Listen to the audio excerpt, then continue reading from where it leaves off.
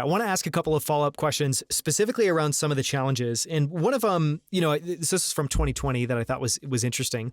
I've recently gone through this book and because I've read pieces of Antifragile. I finally did the exercise of like, I just need to go cover to cover and I did enjoy it. But one of the things you did, I'm just going to read a little bit of what you described on your website that you did, so 2020, inspired by Nassim Taleb's Antifragile, I'm working on creating more anti-fragility in my life. To identify areas of fragility, I'm spending 2020 documenting all the major mistakes I've made.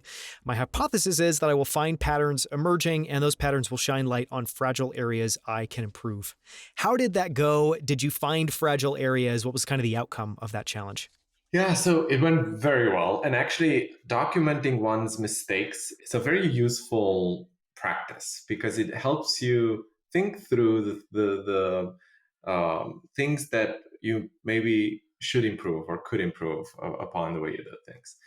I did that. I have maybe a dozen or so what I would call big mistakes. I've been fortunate in, like, for the most part, being pretty good at making good decisions, but I've made poor decisions many times. And I have concluded that almost every single time when I made a poor decision, I made it because I cared what others would think of me, which was, it did not occur to me that that would be my conclusion, but that was a conclusion. And right now I care very little about what others think about me because I've worked on it and I've been like, it doesn't really matter what, like, nobody cares at the end of the day, about me, and so I shouldn't care as much about what they think about me. And so that was a big insight. It was difficult going through and documenting, and I'm very methodical. So documenting in my case meant I went through, line by line of what happened, these series of events, how they unfolded, and so on. And I now continue with that. So whenever I'm like, I think I've made like an incorrect decision, I go and I document it. And I have a whole log of them. And it's helpful to revisit them every now and then.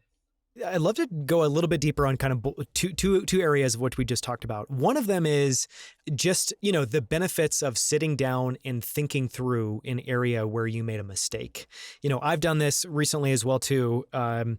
And it is enormously beneficial. And there is I think one of the benefits, at least that I took away from it, was it kind of, it encourages you and it helps you to think about yourself a little bit more dispassionately and to actually, almost like a scientist, you're studying this thing. You're not judging yourself in the moment. You're just trying to uncover and log and think about and analyze.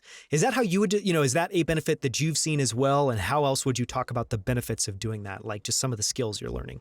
Yeah, so the nice thing about documented mistakes once they've happened and some time has passed is you can do it very objectively. And if you happen to have a very clear way of looking at the way the events unfolded, so like you have some emails, you have some stuff, then it kind of really helps you objectively assess what actually happened once, like, the emotions have passed and so on. And so it's useful because you can learn from the experience.